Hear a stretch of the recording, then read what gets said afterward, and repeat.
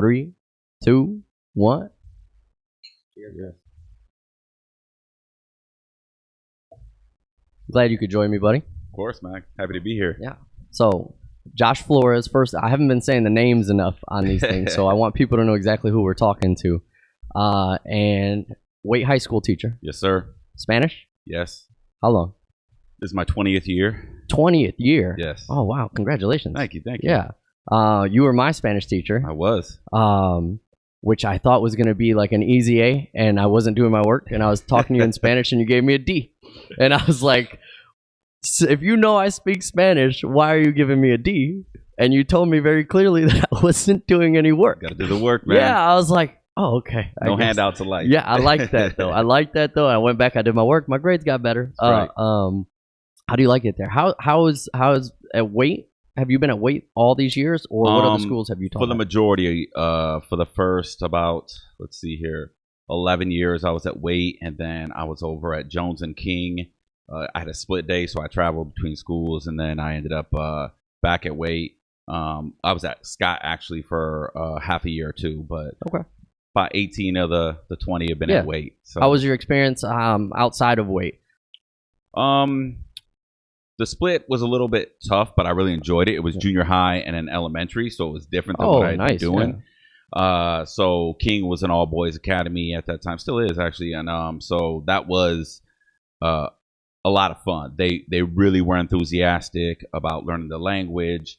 So the younger you are with language, the better it is to learn it. It's just a little bit easier. So yeah, your brain picks it up better. Exactly, like the accent part of it. Yeah, like it. And then my time at Scott, I really enjoyed as well. I mean, Scott's a great place, a lot of traditions. Kind of like Waite. It's the oldest high school in the city, and Waite's right behind it. So I really enjoyed my time at all the places I've been. Yeah. But Waite's my home. So yeah, I feel like you got a lot of pride for Waite, like a lot of pride for Waite. Ton. Honorary East Sider right here. Yeah. I was talking with Francisco about this. I loved Waite. I absolutely loved Waite. I loved the diversity that we had there. I thought it was great. I was proud of my school. Sure. I really liked it. Sure. Football, basketball. Are you involved in? I don't coach right now. At Waite, I coached basketball back when around you were there, but I actually coached soccer at Start. Girls soccer. My daughter is senior this year, so the last couple of years I've been. That opportunity came out, and I was like, you know what? I coached her all through youth. That's perfect. So I jumped on and said, I'm going to do this. How often do you get a chance to coach your child in high school? That's awesome. Yeah. So it was a good year last year. We had a lot of fun. We had a ton of seniors that graduated this year, so we were really young. But my daughter was able to. She was player of the year. Awesome. Yeah. So it was fun. It was a lot of fun to do that. But she's going on to college next year. So time flies, because when I was in your class, I remember the stories, and I remember the Puck You story. Yeah. The Puck You. Yeah. She was so young. Yeah. She's graduating high school now. Yeah. Time flies, man. Yeah. Time flies fast. It's crazy. That was a great opportunity for you. So you get to do a sport and coach and be with your daughter. Like that's all. Yeah. You can't pass get better than that. Yeah. Get any better than that. Yeah. What made you get into teaching? Well, that's an interesting story, because I've always been really passionate about the Spanish language. I'm first generation. My pops was born in a town called Piedras Negras in Coahuila, the state of Coahuila, on the border. Came to the U.S. when he was little, like 3 years old, in 1950, and pretty much lived his entire life here in Toledo. So I've always had a lot of pride in my Mexican ancestry. I'm also German on my mother's side, but I grew up with my Mexican family here, so I always had a lot of pride in that. I didn't speak Spanish initially. English was my first language, but once I got to high school, I took Spanish and had some, great teachers. Senor Linares, he's still around, still active in the community, and Senora Flanner. They were very positives in my high school experience, which I didn't have a lot of positive things in my high school experience, by the way. But so I was really passionate about the language. Yeah. My goal at that point was I want to become bilingual, like my abuela, my pops, my tias, they all spoke Spanish, so I was like, I want to speak Spanish. So I kind of set out to do that. And when I got to my senior year and I really started thinking about what I was going to do with my life, I was like, well, I think I'm going to go to college, which, I was first generation, go to college. And I didn't know what I wanted to do, but I wanted to do something with the language. So I majored in Spanish. So when I started at UT, which was the only school I could get into back then. By the way, high school was not, like I said, a great time for me. I didn't do very well academically. Was caught up in some other stuff out in, just not living the most positive lifestyle. But I wasn't a dummy. I just wasn't applying myself. So when I got into UT, I was a Spanish major. My freshman year, I literally worked at UPS all summer long. And stacked my money and went in and paid cash for my first quarter of college. Oh, wow. We were on quarters back then. Yeah. So when I went into the bursar's office and I, paid the $1,200 in cash, the lady was kind of looking at me like, what's going on, but I didn't realize how expensive books were. I didn't realize, there's fees and different things like that. So when the second semester came around, I would work the sunrise shift at UPS. I was an unloader, so I would work from like 2 a.m. to like 8 a.m. I'd go home, sleep a couple hours, get up, go to class at 11, and that was my life, But by the time the second semester or quarter came around, I didn't have enough money, so I was like, I had to drop out. So I dropped out. I got a second job at a car wash. So I worked at UPS at night. Would wake up, go to work at 11, work from 11 to 7. Now it's my life, I just, that's what I did. But I was determined to get back into college. So somewhere along the way, a couple people were like, hey, did you apply for financial aid? Like, they kind of knew my financial situation. My dad was a single dad, 3 kids, 4 kids. Like, it was a tough situation. We didn't have a lot of money. So somebody knew that and said, hey, did you apply for financial aid? And I was like, what's that? And I'm like, well, it's government money to help you go to school, whatever. So I applied for financial aid, and I got back in the following fall. At that point, but my first quarter, I just commuted, went to school, went home, just focusing on my grades. I did pretty well, had like a 3.3 grade point average. But when I got back in, I said, I'm going to do everything. I'm going to get involved. I'm going to reinvent myself, because that's the opportunity that college presented for me. Nobody knew who I was. Nobody knew of my knucklehead reputation of being a clown or, just from high school. That didn't follow me. Nobody even knew who I was. So I reinvented myself in college and got involved with Mecha LSU, which I heard Francisco talking about a couple weeks ago. And literally my first meeting, they said, hey, you should run for vice president. And I'm like, I'm brand new here. You guys don't even know me. But I was like, what the heck? If I'm going to do it, I'm going to do it. So I jumped in and I ran for vice president. By the time the semester was over, or the quarter was over, the president had resigned. So then I become president of Mecha LSU. And my goodness. I'm like 19, like I don't know what's going on. I'm in a brand new environment. And so it was, but it was a great experience. I was able to start volunteering. This is bringing my story full circle, with some youth, and they were considered at-risk youth with either pregnancy, gang violence, drugs, different things that they were considered at risk. And they were at the junior highs. So Jones, East Toledo, Leverett, those were the 3 that we had focused on. So I started volunteering with these kids through this program called Incentives for Excellence through the YWCA. And having, I was like big brother to these guys. Okay. And to see them look up to me, where I didn't really feel like I was worthy of that. I'm a big brother in my family, but like these guys were like, they put me up on a pedestal, and they were like, they admired me, and they, whatever. And I was like, wow, this is an awesome opportunity. So once I started working with young people, I've always been huge into like psychology, and I said, because that's what I wanted to be when I was younger, was a psychologist. But once I kind of sat back, it was almost like an epiphany. I was like, how can I use Spanish, work with young people, and incorporate psychology in there a little bit? I'm gonna become a high school Spanish teacher. Yeah. If you would have told me my entire life that I was gonna become a teacher, I never would have believed you, nor would have most of the people around me. They're like, you're not gonna be a teacher. But so I changed my major, and the rest, as I say, is history. Yeah. I got hired out of right out of high school, or right out of college, with TPS. I applied to a couple of different places, Washington local, TPS. And ironically, when I went for my interview with TPS, the gentleman who interviewed me was my assistant principal in high school. So he's like, his name is Jay Norman, great guy. He's like, I walk in and I'm, my first suit, I'm all like, professional, trying to be ready. And I walk in and he's like, I had no idea it was him, going to be him. And he says, hey, Josh, good to see you.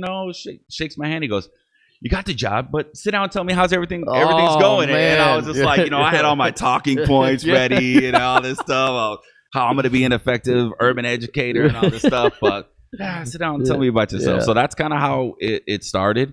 When they told me, they said, you got a couple options of what schools you want to go to, but we have a real need at Waite. I said, I knew the history of Waite. I knew there was a strong Latino population there. Not gonna lie, as a native of the North End, I always kind of looked at the East, kind of like, But once I got there, I fell in love. Yeah. I fell in love with Waite, with the East Side, with the diversity that you were talking about, the pride, the community. Yeah.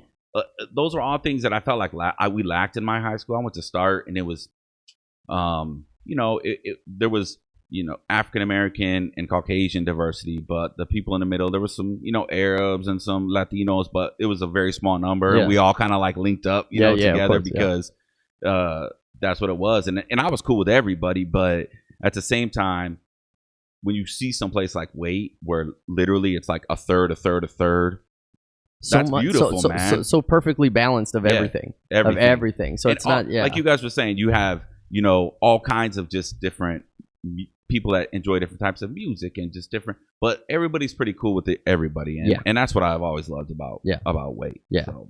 I always felt at home at Waite. That was the thing. It's not just the diversity, because you can have the diversity and then you can have people like a lot of conflict with all that. And stuff like that. Yeah. And that's the main point about the diversity, is that everybody loved everybody. Yep. I didn't feel like there was any of that. Yep. That there's a normal high school clique. Of course. That's normal. That's the age. That's not the demographics. Yeah. But beyond that, it wasn't much. And isn't it funny, just because you mentioned it, like you being from the North Side, you looked at the East Side, and now I don't look at sides, and you're like, why? Right. What is it with there's cool people on all sides, exactly. The mentality that they're from the East Side, exactly. So what? I don't understand how that defines who I am because of the location of where I'm at. Why would that make it?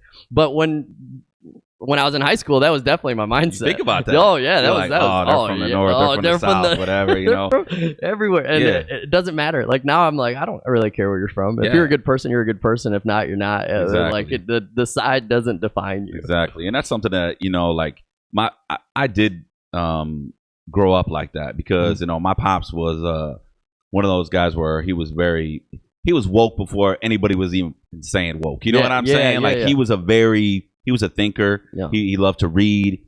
He loved all kinds of people. And he taught me, Mijo, he's like, there's good and bad in all people, regardless of race, orientation, whatever, religion. Look for the good, Mijo. And that's what I did, man. And it served me well throughout life. Yes. I've always had a diverse group of friends. I never looked at anybody based on their race or their anything and said, I don't like that. I mean, we all have prejudices where we kind of think, oh, well, that's not my thing or whatever. But I never just adamantly turned anybody away because of anything like that. I love the advice that you got, first of all, because that's fantastic advice. And I don't think people preach that enough, especially when you're younger. Maybe times have changed a little bit now. I'm getting older, and I preach that hardcore to my kids. It's like, there's good and bad everywhere. Exactly. And I've always been the same way. That's why I love Waite. Like I don't just because you're any race, color, religion, any of that, and I don't agree with all of it either. For like sure. religions and stuff like that. For sure. I don't. Yeah. Those are touchy. Yeah. You know what I mean? I don't Same agree way. with that. I don't get into that. But your character as a person is what's going to make me want to hang around you, and Exactly. I'll learn more about your culture and your stuff. I have Sure. no problem learning about it, even Right. if I disagree with it. Right. I like to know how things work, and if you're a good person, that's awesome. We can have that communication. I'll teach you some stuff on my culture because it's sometimes like Latino cultures, they're very similar. With other cultures, drastically different. Right. And it's fun learning those little things. Like, that's weird. Right. But to them, that's normal. And then they look at you like, that's weird. I'm like, that's normal. It's beautiful to have that kind of communication. You grow as a person. That's right. You learn. Like, I've never understood that. Waite was a good place for that. Yeah. And it helps you to be open-minded. And that's one of the most important things right now, especially with the climate that we have going on in this country right now.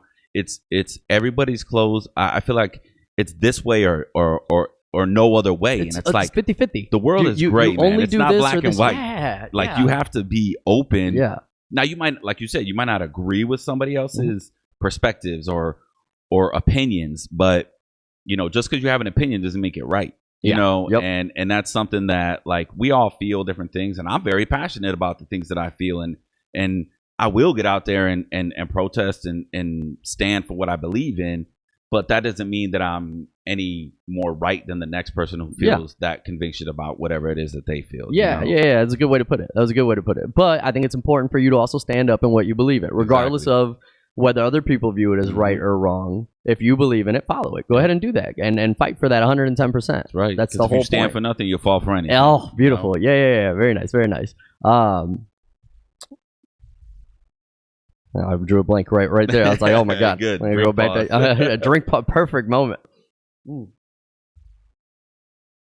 About you being a mentor and wanting to do that. So the high school teacher ended up being the perfect thing where you can talk to kids, and I think you're a great example of somebody. You didn't speak Spanish until high school, correct? And now you're a Spanish teacher, correct? So you can do, because there's a lot of people that think, if you didn't learn it as a kid, right? You're not going to learn it. It's not going to be that. Man, it's I'm not living proof. Exactly. Yeah, that's beautiful. Yeah, and don't get me wrong, I had exposure to it. Yeah, my abuela was somebody who raised me pretty much my entire life, along with my pops. My pops was a single dad growing up, and which was different in the 70s. You know what I'm saying? There wasn't a lot of single dads out there holding it down like my pops did. But so my abuela was like that motherly figure, and so she spoke Spanish. Mijo, ¿qué quieres comer? You know what I'm saying? And I knew what she was talking about. You understood, but you couldn't talk it back. Yeah. But the speaking thing is the scariest stuff. Yeah. When you're talking about pronunciation and and even now, like, I feel comfortable, but there's certain situations where it's still my second language, and I'm the first to admit, like, I may not know the word for child support. You know what I'm saying? I may not know that. So I'm not afraid to ask. I'm not afraid to Google Translate. Because there's plenty of words I still don't know. That's the thing. Same. Like, that's the thing. Like, there's so many words out. Like, it's a whole language. Exactly. Your brain has to know each one of the objects that you already know twice. Right. It's a difficult thing to do. And I talk to my students about this. I'm like, the first day of class, I'm like, we're going through the syllabus or whatever, and I'm said, I give them a little bit of my history, but I also say, listen, I'm a teacher of this language. I'm pretty proficient in the language, but I don't know everything. I'm human. Yeah. So I said, you guys don't know every word in English, right?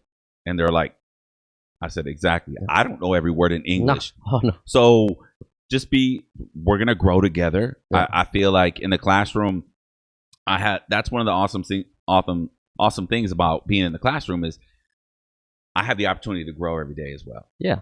With my students, and I feel like if you're not growing, then you're not really living. You're just going through the motions. And times are always changing. So even if you're caught up, you're never fully caught up, because things are going to shift. Exactly. And then you got to keep up with that shift, or you're still back here. Right. So regardless of how, it's always changing. So you always got to keep up. I think the classroom's a perfect place for that. You're always around. you're always around younger people. You're always around zero for that. you're ground zero. I know what they're listening to, how they're dressing, how, you know, like the lingo, everything, you know. Yeah, that's awesome. Is cool. there's no dress code at Waite? No, not anymore. I mean, was there a dress code at Waite for a little bit? Wasn't there? Yeah, there was uniforms. There wasn't when I went. No, and I remember there being uniforms after. Yeah, they went to uniforms, and then the entire district went away with uniforms.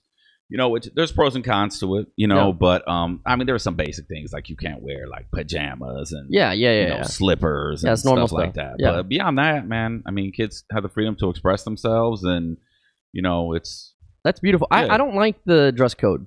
I'm not a fan of it. Right. I mean, I understand. I think I understand their intentions with it to kind of make everybody equal, right, and nobody above or below anybody, right. But you take away the ability for people to express themselves. So then when they try to express themselves by doing little different things, you get in trouble for doing those little things when you're just trying to show your creativity. Right. So I'm glad they did away with that. Yeah. So no dress code. Yeah.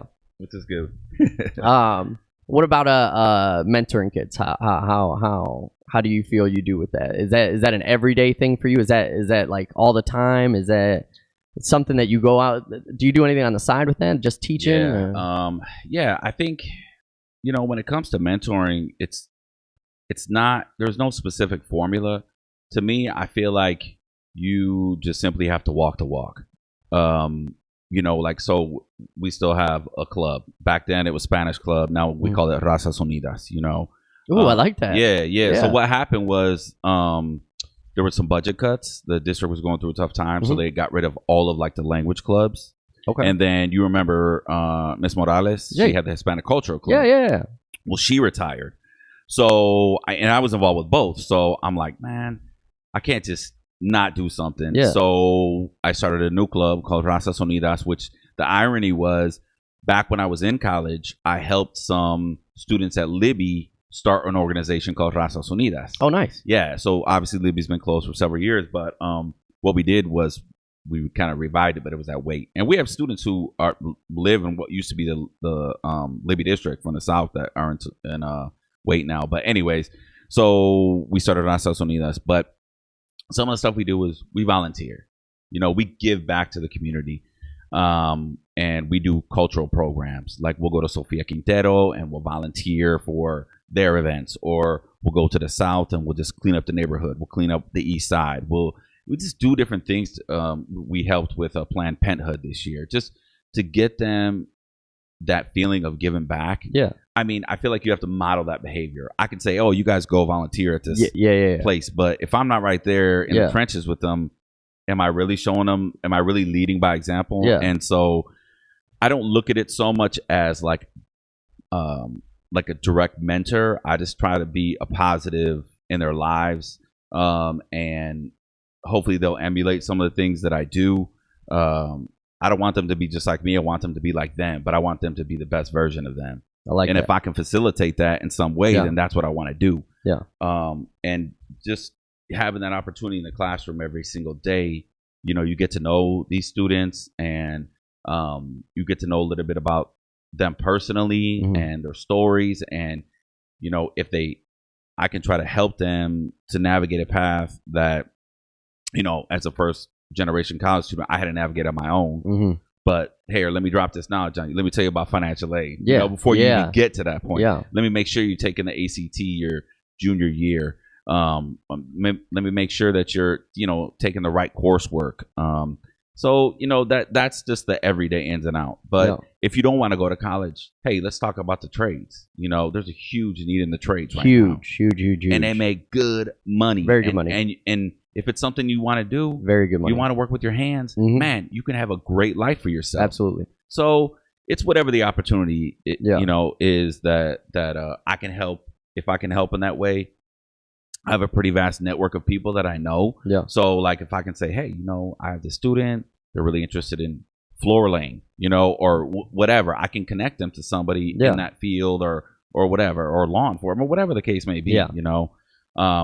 So that's kind of the mentoring piece. I also work with a program called Upward Bound through Lourdes University, where we offer tutoring, and we do a summer program. And I've been doing that for 18 years. It's a fantastic program.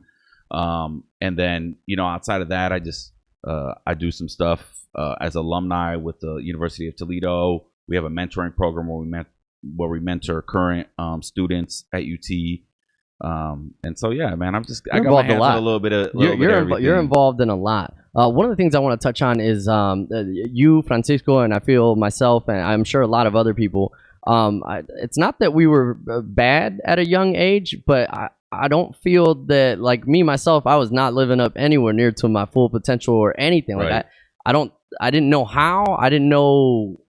I just didn't know. You know what I mean? So like, you don't know the steps to take. You don't know what to do. Like you said, you reinvented yourself when you hit college. Yes. And I feel like you can reinvent yourself whenever. Anytime. Like whenever. Like as soon as, to me, this show's doing this to me.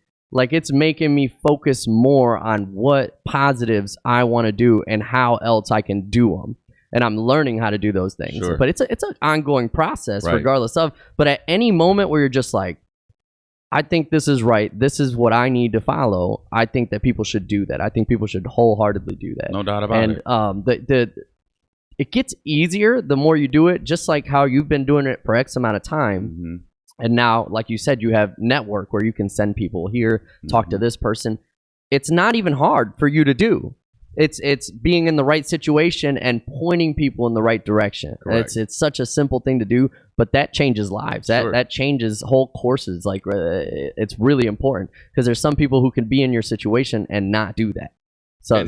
And I will say that just in general at like Waite and just TPS in general, there are so many people that are passionate, you know, that are like, we have a great staff at Waite. You know, I love working at Waite. We've always had a fantastic staff, and so it's like that community, you know, and it goes back to reinventing yourself. Like you just have to follow your passions, man. And you can't be afraid to take a plunge that it's a fail. Unfamiliar, it's a fail. know? Yeah. If you're not failing in life, then you're never trying in life. So like. It's okay to fail. It's okay. You learn more from your failures. You know, you're going to fail. That's no the thing. doubt about it. Some people are like, I don't know, you might go fail. Like and I've had this conversation a couple times already. Fail, please, fail.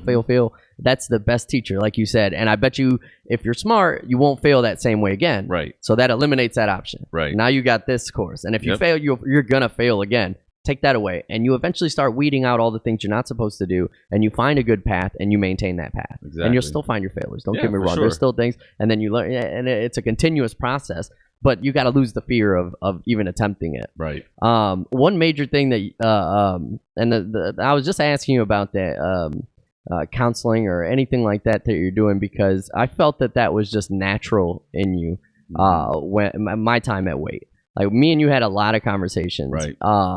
And I was not, again, at my best that way, but I definitely wasn't at my worst. I was okay, but there were some moments where I thought of doing some really stupid things. Sure. And I brought these conversations to you, and you steered me away from them.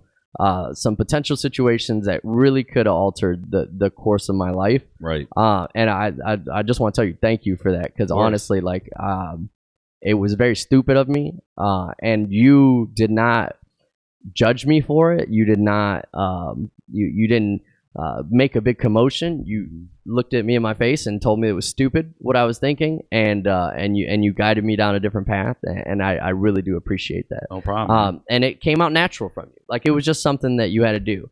And I could have spent my time doing a lot of other stupid stuff as well, and you always kind of, hey, you want to come play basketball, you want to do this, and you took me out of a lot of times that I could have been doing a lot of stupid stuff, and instead I did positive things, playing ball at Waite with you and Francisco and the mailman. And my tío. There was so many people. Right. And I remember that was a great time. Yep. That was and we worked out. It was it was athletic. We were getting our mind, our bodies. We were talking. And nobody was intense. It wasn't like we were playing intense games. Right. No, we're like, that's what. But it was full court games. Yeah. And it was tiring. I mean, they got intense, but nobody was taking it too serious. Yeah, positive intense. Yeah. It was just it was an all around positive experience, and I love that.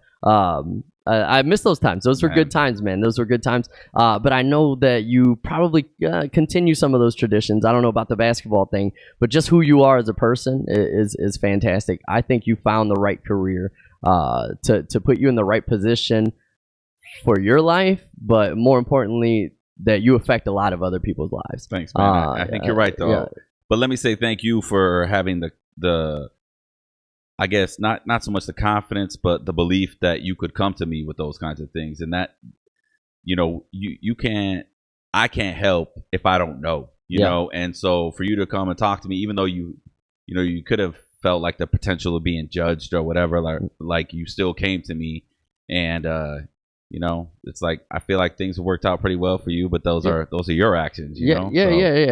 Yeah, but everything has that butterfly effect. You know what I mean? So that's all I'm saying. It's fantastic. And now with this, I'm hoping to spread that even more, because this is just the one interaction that I know of that you have with me. Right. You're interacting with these kids all the time. Right. And you already have a big network of people, but I want more people to know who you are because you've had a big impact, and you're still doing more things. And one of the things that I want to touch on is with Francisco and that direct line. I don't know the name of it. I forget. I have a horrible memory, so I want to dive into that a little bit. What exactly is that, and what's your part in that? So we are both members of the Latino Affairs Commission for the city of Toledo, and this is actually my 6th year that I've been involved. It was established under Cardi Finkbeiner years ago in the late 90s, and it kind of went dormant for a little bit. And then under Mayor Paula Hicks Hudson, it came back, and that's when I got involved. And so basically it used to be called the Hispanic Affairs Commission. I prefer Latino, and there's a lot of connotations about that, but we can maybe talk about that later. But I said, let's change it to Latino. But what the whole purpose of that commission is to be a conduit, a go-between between the Latino community and the mayor's office. So in other words, if there's issues or something going on in the neighborhoods or whatever, we can kind of be a voice. There's been some challenges, like anything when it's brought back. We had it's a volunteer, so like anytime you have a board or a commission, something like this, where people are simply volunteering their time, people have lives, people have other things, and so to keep a consistent group is tough. And to get anything done, you kind of need that consistency. I'm literally the only one that's been on the entire time since it came back. I've seen like literally maybe 15 or so people come and go. Oh goodness, and I'm the chair currently, but I time out in July. So I'm trying to leave it to where it's in a good place. We right now are kind of focusing on with it being an election year, just getting people registered to vote. With it being a census year, with people being counted for the census, because people don't realize the impact that has. Voting and the census, both. Each in their own ways, but those are two endeavors. And we got some great people that are on the commission that are very passionate about the Latino community and just the city itself in general, because we all love our city, and but we of course love our Latino community too. We want to, there's other people looking out for other people in different communities, and we need to have people advocate for our community, and so that's what we want to do, and that's what we're trying to do. How many members are there? There's currently 7 members right now. The max is 7. We're looking at possibly changing some of the language to allow up to 10, 15, because even if you have 10 and at least you have like 6, 7 consistently, that's more. Why is the number 7? Is there any particular reason? Is that just how it came up, or when they wrote the bylaws? I think most of the commissions around that time were 7, so that was just kind of the number they came up with. I couldn't, to be honest, I don't really. We're looking at even changing some of those bylaws because they were made on a typewriter, so that tells you like, oh goodness, so they're a little dated. So we're that's one of the things we're looking at doing is kind of looking at bylaws and say, hey, this doesn't fit the mission anymore. And we need to progress and grow, and that's kind of what we're doing. Have you guys so do you guys, when you guys bring anything like that to their attention, is there any like changes or like what kind of things have you brought to their attention? I mean, I guess like some of the things that what we try to do is we'll go out to events that are already happening. Maybe something at the Believe Center or Sofia Quintero, or a festival or whatever in Peter and Paul, and we'll try to get like comment cards from the community, like, hey, we're from the Latino Affairs Commission. If you have any concerns, we get cards, and then we give them to the mayor, and we're like, hey, this is what's going on. So right now we're trying to, like I said, the census is huge. This election is huge. Yes. So we're like, this is something we can directly affect within our community. And it doesn't really, because be honest with you, this is just one of many commissions that are in the city. Mm-hmm. So the mayor is a very spread out person. So like and staffing is always an issue. So like we try not to overburden him or her, whoever it was, because it was under Hicks Hudson previously. But we just try to say, if we can resolve these issues, we'll try to resolve them. Mm-hmm. If you can help us, at least if you can't, but at least you're aware of what's going on. So, that's kind of been the thing. And there's some other great organizations out there that have been doing stuff like you talk about, like Valdemar Velasquez with Flock and the Homies program that they've been doing. Valdemar was one of the first persons that I volunteered with back when I was in college. Again, I was 19 and I was part of the Flock Action Committee. And, he's been in the game for a long time. So there's a lot of other groups that are doing things. The Latino Alliance is a solid group. And, I feel like what we ultimately want to be is the go-between for all of these organizations to have a direct line within the city. Okay. But some issues are bigger than the city itself, so not everything can be controlled by the mayor's office. Yeah. But we just at least want to make him aware, because unless you have boots on the ground, you don't really know what's going on in the different communities. So that's just important. Yeah. That's a good thing. That's a good movement to be involved in. And Francisco was telling me a little bit about it. I'm not very knowledgeable about it. I didn't even know it existed. A lot of people don't. A lot of people don't. So it was gone for a while, but we brought it back. Yeah. It's I think you're involved in the right network to know about these kind of commissions and these kind of things, and you're actively out there, so you know about it. I haven't been out there, so I don't know. Like, this is all things that I'm learning. Yeah. And there's even some things that I'm like, why doesn't anybody? And there's a committee, like there's already some people doing that. Yeah. It's just since I didn't apply myself to look for it, I didn't know about it, because I haven't been involved enough to know these things. Right. And I know when I was talking to you initially about this is what you want to do. You want to bring exposure to these things that are positive within the community that are happening that people might not even know about. Yeah. So, I've been involved for a really long time with, like I said, volunteering at the age of 19 was my first, consistent volunteering. And like I said, with Flock, with YWCA, Incentives for Excellence. And then later on, once I graduated from college, Celso Rodriguez, I don't know if you know Celso. He used to run a newspaper here called El Tiempo. So we used to have 3 Spanish newspapers in Toledo. I didn't know that. Yeah. La Prensa is still going strong. Shout out to Rico, it's my boy. But Celso approached me and he goes, "Hey Josh, are you interested in serving on a board of directors?" And I was like, I was like young professional. I was really nervous. Like, no, I think you'd be great. Well, it was for Adelante. And I heard you guys talking about Adelante. Yeah. So I was like, I don't know, Celso. He's like, no, I think you'd be great. So that was my first board that I was on. And then I did the youth commission board. And then, just a bunch of stuff within my fraternity through UT, just, staying involved, man. I like to be involved. Sometimes it's a little overwhelming. Yeah. And sometimes you got to take a step back, which I'm kind of getting to that point right now, where not that I'm going to go away or anything like that, but you just need to. I was told when I was in college, I was getting stressed out doing this, doing that, involved in this committee, that committee, president of this, president of that. Like, somebody stopped me and said, actually, her name is Marta Delgado. She was a counselor at the university at the time, and she's still active in the community. And she said, Josh, sometimes saying no to others is saying yes to yourself. Oof. And I was like, wow, because one of the things you feel is guilty. Yeah. Like, saying no, you feel guilty, but you shouldn't have to feel guilty. You should, if you can do it, do it.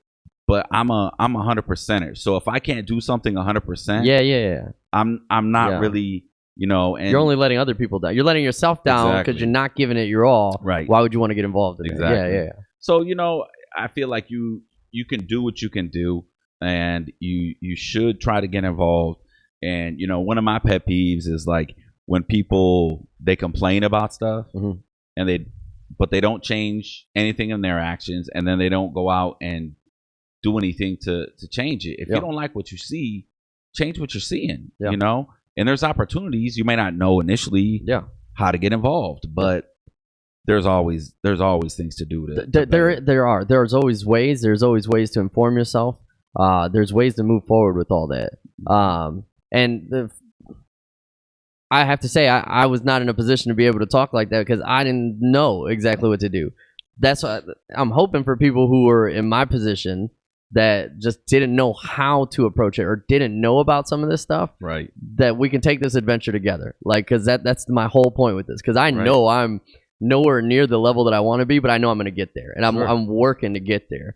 But I think there's some other people that like are on the same field that just, what do I do? How do I get involved?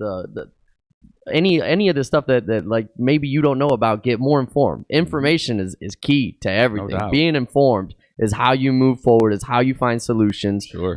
You have to know about a problem to solve it. Right. And if you know the problem and you don't know the solution, maybe there are other people who can help you find the solution or guide you in the right direction to find the solution. No doubt. And that's I think that's key. That's key for people to do and find it in your own way. You know what I mean? Because everyone's different. Like there's people who don't like podcasts.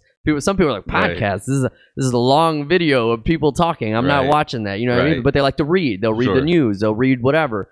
Maybe that's their outlet. Whatever some people don't read, but they'll read Facebook and it pops up on there and they're like, oh, look at this is happening. Mm-hmm. So whatever your method is, attack it and move forward and try to progress. But don't just complain. Oh my God, I can't believe, and then do nothing. And then that's it. That's the end rant. Like, I'm done complaining.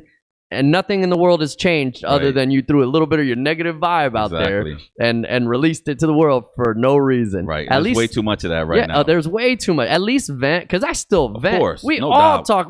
Oh my God, yada, yada, yada. Right. But at least if it's something local or something here or something that's directly affecting you, find a way to change it if you don't like it. Find out how you change. Or if you don't like the way something's done, can you do it? Is there a way that you can do it and do it better? Then you do it. Go out and do it. Yep. And if you fail the first couple times, that's okay. That's the whole thing. Is regardless of, try it. Mm-hmm. If you fail, weed it out and do better, and then create something that's better than the thing you were complaining about. Yep. But don't just complain and then throw that at me. And there's no shortage of opportunities to volunteer in this community. I mean, if you want to get out there and make a difference, you can. And it may be something as simple as, working with Meals on Wheels, or walking shelter dogs, or whatever you're passionate about. I mean, go out and do something. I mean, we spend so much wasteful time doing literally nothing. And don't get me wrong, I have social media and all that kind of stuff, and I actually recently took like a hiatus just because I was like, you were gone, you were off of there for a while. I need to get off here for a minute because just some of the stuff that's out there, it's so easy to be negative. And I was like, all right, let me just step back for a minute. But it was nice. It felt good to be off of it. And now, even coming back, I feel like I just look at it from a different perspective. Sometimes you need a refresh. Exactly. Like just it's not bad or good. A reboot. But yeah, exactly. But when your mindset is, when you're tired and you're getting in that and you fall, all you see is that negative, just irks you. To step away for a second, and you can see those same things now, and it's like, oh, and keep going. So that was good, but there's just so much negativity out there that it's just like, man, you know what? I have to 86 that stuff from my life. I see. I'm trying to figure this one out. I am seeing myself that the commotion of negativity has also stirred this positivity movement. And we've emphasized the negative for so long. I think people are kind of tired of it, and making a shift and finally kind of opening up a little bit to, instead of talking about the negative, what do we do to focus on the positivity? I can't figure out if that's a major shift or if it's just me and my surroundings, because I've I have a lot of friends, I have a lot of circles, but I stay by myself a lot. Like I'm not, you know what I mean? At the end of the day, I'm a loner in my own way.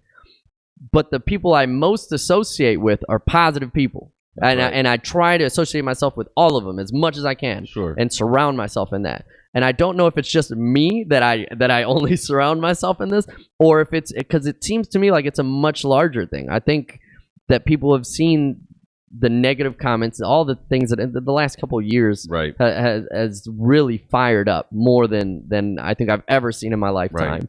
And I think people are taking notice of that and making a conscious changeover to, instead of firing that up, how do we focus on something positive?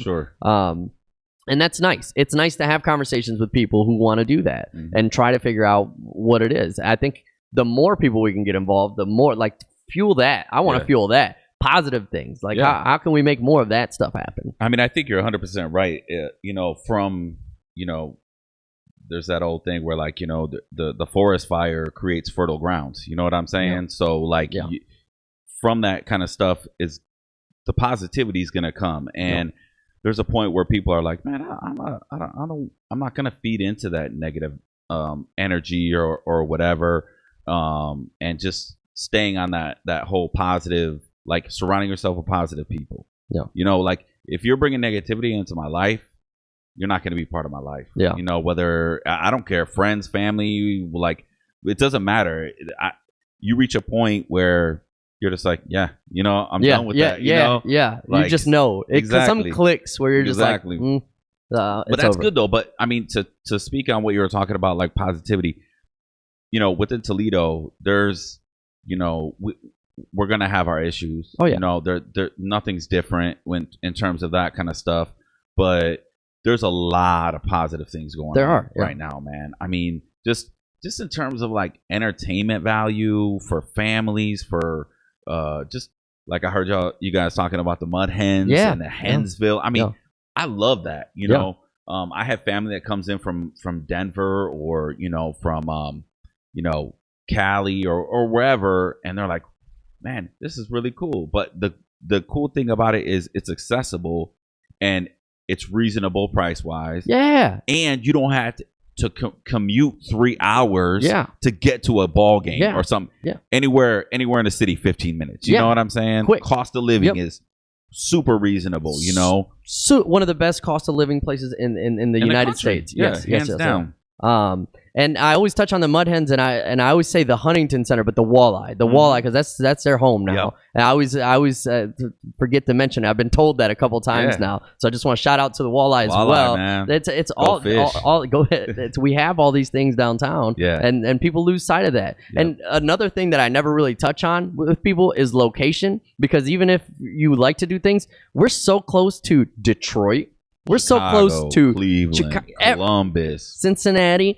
We got Canada. If you want to go right there to Canada, 45 minutes and you're in Canada. Like it's that quick. Like, so even if you're not a fan or you get tired of the things that we have here, because I think there's plenty that we offer here. If you want to see different, we are centralized right in the perfect place to go to any of these locations within a couple hours. And like some concerts, they don't make their way down here. They do bigger venues, whatever it is. But it's right there. Concerts, but that ain't my thing. That Huntington Center is won the top small venue for country music last year. In the country. I did not know that. Yes. I did not know that at all. There's a lot of country fans here.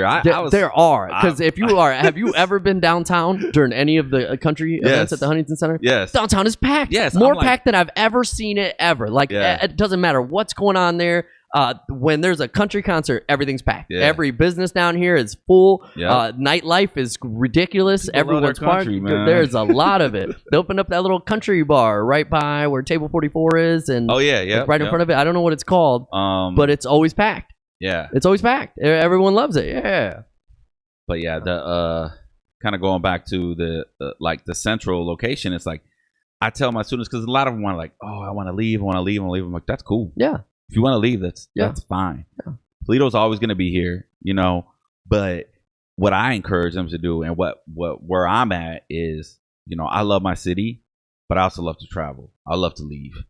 man, we were just in Chicago a couple weeks ago for Aventura. Yeah. Oh my God, it was incredible. You know, just some of my homies and my wife. We just went out there and we got an Airbnb. We were right down the street from the United Center. Nice. And everybody was like, "Oh, you in the hood?" I'm like, "Whatever, you know." I'm right there. Cool. Like, well, yeah. But it was a fantastic time, and 4-hour trip there. Yeah. We're there for 3 days. And I would never live in Chicago. No, not way. for me. No way. But I love going there and visiting. Exactly. It's super nice. There's so much to do. There's so much to see, and the Latino culture there is way, way bigger than what it is here. Yep. And it's right there. Like it's right there. There's plenty. Bringing it back to the positivity of the location of everything that we have to offer, and not even if we don't have it to offer, we're close enough where you can get these things that they offer. Yep. I decided, me and Drake were having a conversation about this whole positivity thing, and in the middle of it, out of nowhere, he was like, "Yo, we just need to have a positive energy party, man." And I was like, "Oh my God, I like that. That sounds. I like that. I love the sound of that." Here, and I was right like, outside. okay. So I told him that, right? So we're doing it. Nice. I've already talked to the people here. We're going to shut down Adam Street right here all the way down. Nice. I got a DJ coming, and we're going to throw the first annual Positive Energy Party. You're hearing it for the first time here. Love that. Yeah, Positive Energy Party. It's going to be June 14th. It's on a Sunday. I'm doing it on a Sunday from 4 to 10. I like that. I'm working with some more stuff. I don't want to throw all the details out there yet because there's other things that I'm trying to work on. But the first annual PEP Positive Energy Party is happening right here. Yeah, I love that, man. That's dope. That's... And all that, and you know where that came from? A conversation that I was having with a friend, and we were both like, "That sounds amazing." And every person I talked to, and I talked to them, and I was like, "Hey, can we do something? Because I don't know how to set up I've never set up like, what do I need to do?" And they're like, "No, we can set it up. We can do whatever." I was like, "Okay." They were like, "What's the idea?" And I told them, and they're like, "That sounds amazing."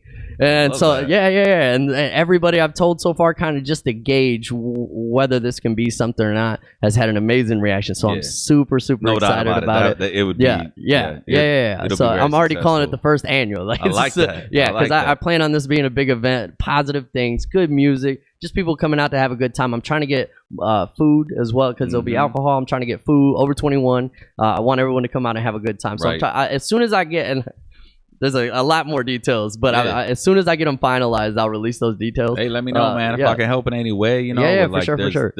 You just got my mind. I'm yeah, like, oh, man, yeah. I got some ideas for as that. soon as he said it, man, because he was like, the words came out of his mouth, and I was like, that's something. That's I don't know how, and I told him, I was like, I don't know how I'm gonna make it. I don't know how to do anything, but I'm gonna make something happen. That's cool. I got in contact with I think it's gonna be amazing. I'm super excited about it. I think it's gonna be a good thing. I think it's gonna bring a lot of people here and everyone just to have a good time. It's gonna be a positive thing. It's gonna be a real positive thing. Yeah, I love that, man. That's a great idea. So that's my part in trying to help things move in a positive, like trying to spread it. That's something that came from this podcast, that came from just talking. Like that's my part that I'm trying to play in all this, and to bring in more positivity, because I think, like you said, it's already growing. It's coming out of all the fire is dwindling down. Yeah, thank goodness.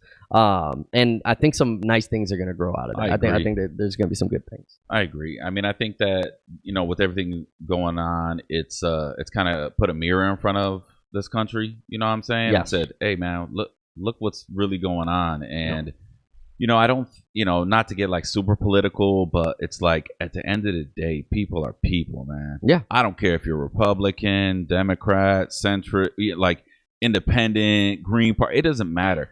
There's basic needs in every community. Yes. Things like education, things like healthcare, things like, what youth sports, just different positive outlets that need to be, and we need to focus on that. Man. Yeah, we need to refocus on that. I think that in this country we've been spending way too much, and of course this is disclosure, in my opinion, way too much money on the military complex. We're spending all this money to create destruction, man, when we could be utilizing those resources for positive things. Absolutely. They just cut the budget to they just slashed the budget to all these rural school funding.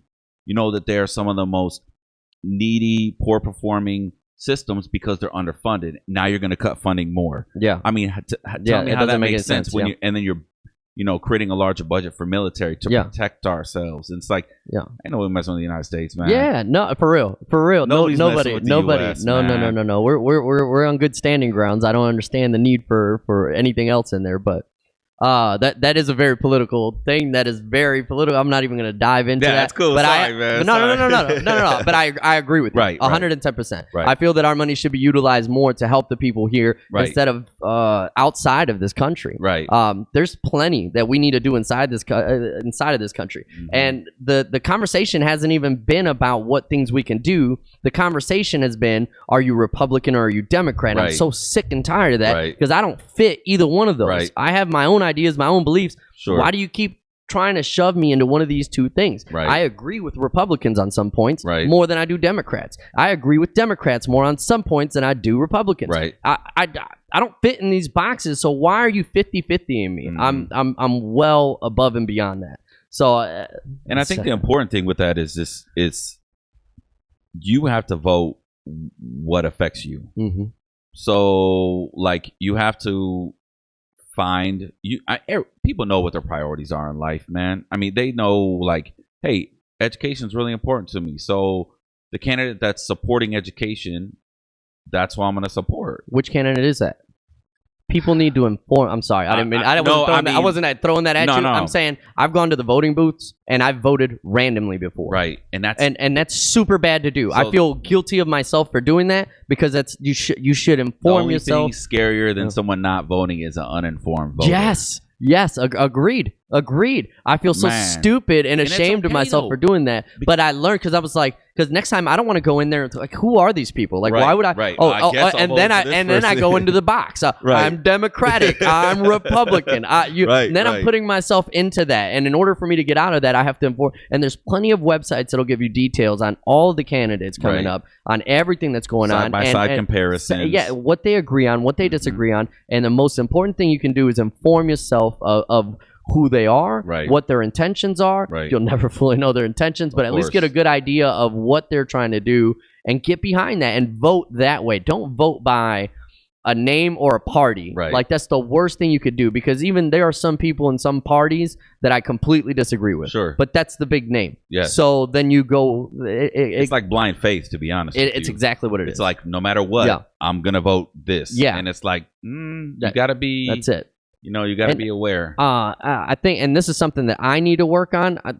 Only voting on the presidential election. Mm-hmm. There's plenty more to vote on. Oh yeah, there's plenty schools right here in the community. There's plenty more, and people don't take that serious. Me myself, it didn't register in my head how important all these things were. Right. It was something that came about later in my life where I was like, oh man, this is what directly impacts me. Mm-hmm. The election impacts the country somewhat and the perception of the country. It's a trickle down effect. It's gonna eventually affect you, but the things that directly impact me wasn't even voting on. I wasn't even informed. I knew nothing about. I didn't get it at all. Right. So that's something that I'm learning to inform myself better, to not go in that voting booth and just pick a person randomly on party or anything like that. But that goes back to what we were talking about earlier. That's growth. Yeah. You know what I'm saying? Like it's I don't know. I know most of the issues and stuff just because I read a ton of that kind of stuff. That's one of the things that intrigues me. But it's boring reading to some people. But I'm like, I want to know what these things are that are going to affect me and the future for my child and So I care a lot about that stuff, and I think that like I said, first of all, people just don't vote. Mm-hmm. I mean, like I tell my students, I'm like, man, you're gonna be 18. This is your right and your privilege. In some countries, people, it's suppressed. Yeah. There's dictatorships out there.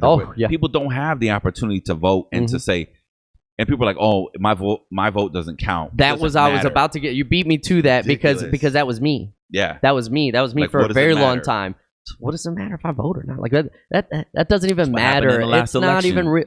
Exactly. It's not even real. Your vote doesn't really matter. Every single vote matters. Every single vote matters. And it's important. And you don't realize that till later. But it's not just a vote for the presidential candidate. It's voting for all the other things as well. Right. And there's a lot more to vote on than just the presidential election every time. And once you get to know that your vote does count, then you get to the point where you're like, okay, so I need to make a good vote. I need to vote for what I believe in, and that's where you start getting. And like you said, some people don't like reading. The internet is beautiful. You can find long articles on people. You can find short articles. You can probably find a Facebook page on this person. No doubt. You can find anything on anybody in whatever. You can find. If you don't like to read, you can find that went far. You can find that went out there. You can find videos of people talking about all these things. There's whatever your best learning method is, whether it's watching, whether it's doing, whether it's reading, you can find that format on the internet. People have done the homework for you. Yeah, people have done all the work. You don't got to do the research. Not at all. There's a compilation. There's a compilation. They'll tell you this is everything you need to know about this person. These are the bullet points. That's all you really need. And that's all you really need. That gives me a good idea of if I want to dive deeper into him. Does he really? When he says this, and I can die if I want to, but if I just want the bullet points, I got them right there, and I'm like, okay, I support this or I don't support it. It'll tell me really quick. So I agree. And I think that's the thing that people need to do for themselves. But at the same time, like you can only do so much. We're going to be registering people like all summer long, but I remember if they don't go vote. Adelante had us go out and at the festivals downtown. They would have us go out and register people to vote. I remember doing that, just walking around, registering people to vote. I didn't think it was a big deal back then. But now I'm like, man, that was super important. Like there's register to vote. And know if you're registered. Some people don't even know if they're registered to vote, and they go try to vote and they can't vote. So that's been one of the methods that has come out, not so much in Ohio, but just in general. If you haven't voted in a year, they were just kind of like wiping you as a voter. So they would normally send you a card to tell you where you would go to place your vote. You have to go to that location. Exactly. But if somebody moved or something and there was no response or they just didn't vote or something, then they were just kind of wiping people, and it's messed up. I moved, and the location I went to was like, you can't go here, you can't vote here, you have to go to the other location. And when I got to the other location, they were like, no, you can't vote here, you have to go to I was a timeout. You guys are sending me back and forth. Here's my license, here's my ID. You guys need to tell me where I need to vote at. This and that. And finally, they let me vote at that location. They have to let you vote there. But they were trying to give me like a runaround. It's like, no, I'm voting one way or another. Don't make me waste my gas anymore. That's one of the problems with the system too, though, is are those kinds of things. But I was able to vote. It was okay at the end of the day. I'm still gonna. I ask questions. You're not gonna stop me that easy. I'm not one of those people. Oh, okay. And then no. Yeah, I need my answer now. I need you to tell me what. So what do I do to resolve this right now? Because I'm being told two different things. I need the answer. And move forward. Some people just are like, well, they get intimidated by the process. Yeah, this is too much. I'm going home. I'm not dealing with it. And then it's. They win by making you tedious of the process, and then they get you out of there. We said we weren't gonna get political. What happened? Man, I don't understand what happened, man. It took a turn. Don't talk politics and religion, right? I did want to talk to you about what was the thing with the Latino versus Hispanic thing. What was that? So one of the other things that I do at Waite is I teach it's called Hispanic culture and language, but it's, again, I feel like it should be called Latino culture and language. Why? Because the main difference between Hispanic and Latino is language and demographics. So when you talk about Hispanic, that was a label that the government came up with when they were essentially like, hey, what do we call all these people? We called them Latin before. Okay, Latin's a language. Okay, They called Spanish. Spanish is a language. And they were like, well, Hispania, which is what the Romans called the people of Spain, is where Hispanic came from. Is it Hispania or Hispaniola? Hispania. Hispania. Hispaniola is the island where DR is. Okay. It was Hispaniola, but so they essentially were like, well, let's just come up with something. So who knows who they called in and said, hey, random brown guy, help us with this, you know? And maybe he said España, you know, and they were like, whatever. And so they came up with that label. So the first thing about that is it was a label that was placed on us. Okay. And for me, that's the number one problem. That's not for us by us. You know what I'm saying? That's something that people put on us. Okay. So that also insinuates that you speak the language. Mm-hmm. So if you're Hispanic and you say you're Hispanic, that means that you basically are of Spanish-speaking ancestry, which all comes from Spain initially. And then, of course, you have the native roots and the African roots and all of that. But Latino was more based on Latin America, which was including the United States, because the United States is one of the largest Spanish-speaking countries in the world, which people don't even think of it like that. They don't. It's ridiculous. Yes, I don't understand that. There's more Mexicanos in LA than there is in any city in Mexico besides Mexico City, which has 20 million people. Jesus. I didn't know that. Yeah. That's a nice stat to have. So when we don't think about it like that, you know, just to get back to it. So Latino is kind of the thing that said, hey, somos de aquí. We're from this area. It includes Brasileños who speak Portuguese. Yeah. Because if you look at them, dude, the Iberian Peninsula is where Spain is, okay? Spain is this much of it. Portugal's this much of it. Yeah. They're on the same geographic place. Yeah. The language is the only thing that is different. Yep.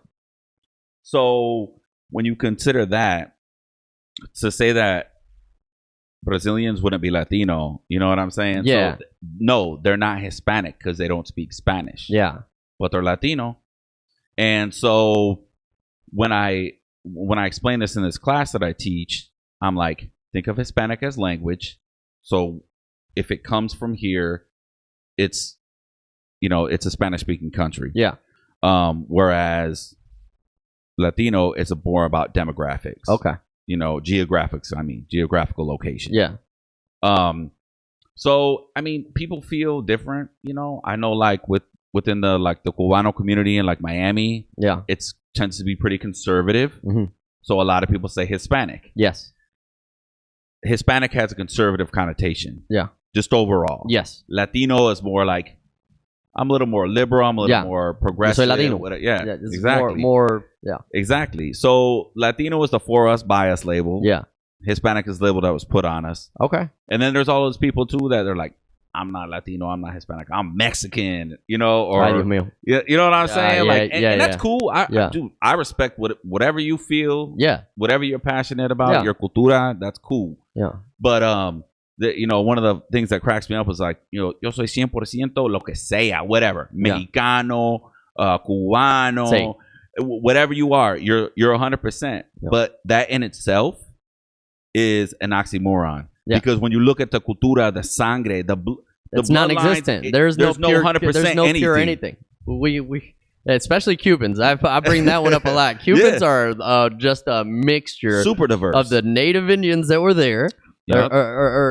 I'm sorry. I still say Indians. I still do. But like I catch myself and I say it, and it's like so normal to say, and it's not the correct term. Right. And when I was a kid, like it's been so normal my whole life that it's like it's not right, but it's hard to change. But you know why? It's hard to change. But at least I catch it and I try to. Why? Because we read Eurocentric textbooks our entire lives. Yes. Christopher Columbus was a great guy. Oh my God! Until I got older, bro. I teach the whole thing on him on Christopher Columbus Day. I thought bro was a pedophile. He was a rapist. He was a torturer. He is not a good dude. Horrible human being. Horrible. But my whole life, the conquistadors, man, all those guys. Yeah, not good people. And I mean, it was the times, it was who they were, Right. and it's how things got done. It was whatever. Right. But you look back with knowledge now, and you're Historical like, villains. this is a horrible person. Yeah, they weren't heroes. But my whole life, I was taught that he was a good guy, Right. and that he did good things. Yep. My foundation was built with that. Right. And then later, I find out all this other stuff, and I'm like, but school, the place that was supposed to teach me all these things, Right. taught me that he was good. Right. It's crazy how that. Not in my classroom. Yeah. I don't play It's that, well, man. it's I good to teach the spread real. that now. Yeah. But I still say, instead of saying like indigenous people, I Right. still say Indians. That's right. And I don't like to though. But Right. so when I consciously catch it, I'm like, wait, Yeah, I didn't mean that. yeah, the native peoples. the native people, whatever you want to call them, the native people there got invaded by the Spaniards, got the Africans brought through. Like Cubans are a mixture of so many things, of so many cultures and so many different ethnicities. For sure. That for you to say I'm 100% Cuban, okay, Right. you are, but Right. what does that entail? What does that mean? Yeah, yeah. It means you're a mix. Yeah, it just means you're a mix. You're That's not why- 100%. That's why yeah. I crack up, man, Yeah. because, like, whether it's, from Pitbull to Yoel Romero, you know what I'm saying? And everything in between, Yes. and I love that. And of course, I just love the Caribbean culture as a whole, which I didn't discover until I got to college.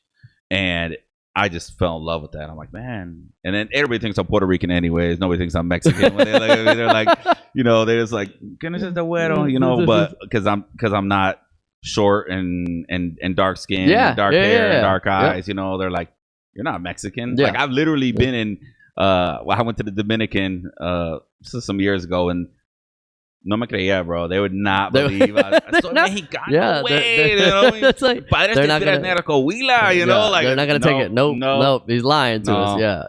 Yeah. So like, but that's the beautiful thing about our culture is that it's so diverse. It is.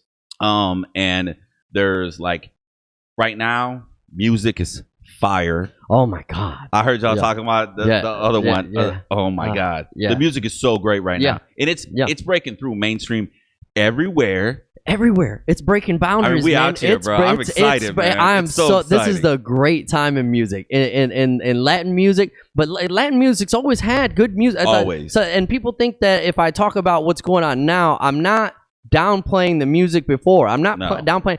Pero salsa y merengue? Where's that at? You don't hear. I'm not downplaying it, but where is it? Bring in some new stuff. I'm okay with that. Everybody's still suavemente. Like, yo, that song's 20 years old. It's still but it bangs. still goes. Still bangs, but it's 20 years old. Yeah, what's coming out now, and this is another thing that I love about the new artists and all that coming out. They're on that same positive energy, that same positive vibe. So when I listen to it, I feel good, and they have their own network where they are promoting each other and setting each up for success. And why don't we do that everywhere? Why don't there's so many people fighting for things or positions or certain standards, certain things that they think, instead of helping everyone build up their own thing. Like, it's okay that somebody's doing the exact same thing as you. Help build them up. And that's what exactly the motto should be. Because if, my wife and I, we talk about it all the time. We're like, what we love about the Latin urban movement right now is everybody messes with everybody. Yes. Hardcore. Like, you hear the same cats, all on different songs. You're like, wait, whose song is this anyways? Like, it's like Bad they don't Bunny, even care. Yeah. He didn't. We went and saw him in Detroit last year. I was there. Yeah. I was there. He had what? Estamos Bien and a couple other songs that were his. Every other song he played were songs he was featured on. Yep. Now he's got a couple albums out, and so, but he could do an entire concert based on stuff he done with other people. Yep. That's what's great about the genre right now. Yes. And, not to say that other genres don't necessarily do that, but to the extent that we're seeing it right now, it's never been close, done. Man. Never been done. Maybe a little bit in hip hop going back, but not like everybody on everybody's stuff. Not even close. Not to the extent of what it is right now. It's like they built their own little network, and they're crossing over, and they're crossing over, and they're bringing other people with them. It's not like they're like, okay, now we have this network, let's just take over. No, they're like, who? We think this dude's cool too. Come up here, and then that dude gets somebody else, and there's such a variety of music out there right now. There's so much going on. When you look at it from like people that are now messing with Latin artists that wanted, like, from the Jonas Brothers to Kane Brown, who I don't even know who he was. He's a big country guy, big country guy, doing stuff with Becky G. It's so dope right now, man. It's nice, and it feels good. All positive. Yes, man. It's all, and if it's all positive, which is the main thing with all that. And I already loved the music from the get, right? And then now they're just adding that positivity. Now they're growing this. It's grown so much from what it was to what it is, and they always shout out the ones before them. Exactly. They show a mad respect to all the ones before them. Even when they disagree on other things, they say, look, these are the people that started it. They're the foundation that built what I'm building on. Exactly. And they give that respect. It's a super nice thing in the Latin culture right now, in the music industry. Oh my God. And to hear people who don't speak Spanish listen to it, but you can feel that. Right. It's so nice to see that. It's like, energy and vibes, man. That's what the music has. And you don't have to speak the language to appreciate that part of it. And we're seeing it, man. It's not stopping, bro. Like, no, it's really not. It's just gonna keep ascending. And I'm with it. Yeah. And it's worldwide too, because I know, like, on Instagram, like, I follow a lot of these cats, and it's like their concerts in Europe. And not just Spain, but just like in Europe, they're huge. So it's just a really exciting time for music right now. And, I'm a lot like Francisco, and I'm an old head. Like, I'm an old school hip hop head. I love old school rock and roll, little bit of metal. I love a lot of stuff. But, I always think, like, we do this thing at the crib where, like, we have our Bluetooth speaker in the summer and we're outside having, barbecue, fire or whatever. And I always wonder what the neighbors think, because we'll play everything under the sun, except country, bro. We don't mess with country. Yeah, but anyway, you don't? Nah, I don't. I don't listen to it on my own, but when people put there's some country songs that are good. Don't get me wrong. But I don't have any of it on my playlist. Right, I'm just like you. I don't have any of it on my playlist. It's trying to be too hip hop to me right now. Is it? I don't know, because I haven't heard enough of it to give it anything. Because which is cool, but. I hear it outside when they're playing it at the club. Yeah. It's like, listen to that. But I feel like, just the diversity of music that's out there right now, like, it's really cool. I like I said, I'm a traditionalist. I love my old school hip hop, and but this new stuff, man, just has a vibe and energy. And they all always say Latinos. They don't say Hispanics. Exactly. Just they're all always saying Latino. Gang. Yeah. Even their album was J Balvin. You see his new one? He's always talking about Vibras. Vibras. Yeah. But he's got a new one coming out. Colores. Yeah, Colores. And he's naming each one of the songs. Morado, and what he did rojo. is he took each one of those songs and how it made him feel, what color. Yeah. And so he's associating the song with the color, the vibe that it gives off. Yep. Get out of here. That's awesome, Bad Bunny man. and J Balvin, they're creative geniuses, man. They really are. And, they really are. J Balvin's been in the game a little bit longer than Bad Bunny. He was bagging groceries before. I know you know that story too. But like it's just so, to me, it's exciting, and I don't care that they're young. I mean, because J Balvin's a little bit older, but like, Bad Bunny's a young dude. But I'm gonna just turn my nose to you because you're young. No. I work with youth every day. And I see the creativity in them, and I see the potential in them. Yeah. So when I see that and I hear that, it makes. With a positive connotation. I love the vibe. With the positive, because he could be young and talking about stupid stuff. Yeah. No, he's nice talking about positive things. Me and Francisco hung out this last weekend, and I put some songs on for him because I was like, no. Now that I got you listen here, to this, I need you to listen to this. And we played some with, and his dude Residente Calle 13, who I also love, is another one. And so that's what I put on for him. I was like, listen to this, and he's open more to the idea. He's getting there, but he tried to give me a story of Tego Calderon and him, and I'm like, why are you comparing? Right, comparison is the thief of joy. Man. He's a legend like too. He is. Yeah. Give him his credit. I'm not saying anything bad about Tego. But right now is not his time. Right, definitely not his time right now. He's not. And he said, well, if Tego comes back right now, I was like, if Tego comes back right now, I bet you he does a song with Bad Bunny. Right, he does. Like, he does. And they always shout, like you said, they always shout people out. Yeah. You know what I'm saying? He put a whole Tego song at the beginning of one of his songs. He was Mhm. listening to it on an old Walkman. Nice. Yeah. I was like, they give their shout outs, man. They give credit where it's it's due. a nice thing. Yeah. I want to go back to a previous subject. Okay. What side of town were you raised on?